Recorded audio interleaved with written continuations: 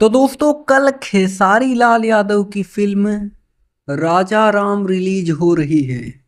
अभी तक 3 गाना रिलीज हो चुका है इस फिल्म का। कल चौथा गाने का टीजर आ रहा है और यह वाला गाना और भी ज़्यादा जबरदस्त होने वाला है। और इसका पोस्टर अभी रिलीज हुआ है। पोस्टर आप लोग अपने स्क्रीन पर देख सकते हैं। नम्रता मल्ला जी सी गाने में नजर आएंगी और बड़ा ही तगड़ा वीडियो है इस गाने का। मुझे याद है कि उनका बर्थडे था और केक काटा गया था।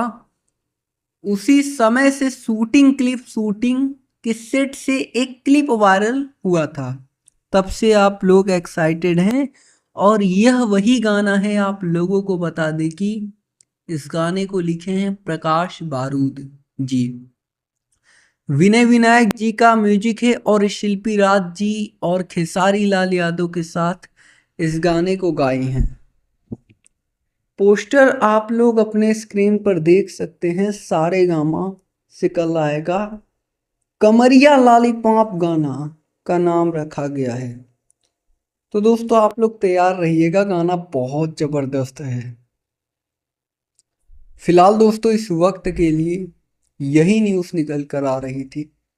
हमने सोचा आप तक जानकारी दिया जाए और ऐसे ही भोजपुरी इंडस्ट्री से रिलेटेड तमाम न्यूज देखने के लिए आप हमारे साथ जुड़ सकते हैं चैनल को सब्सक्राइब करके।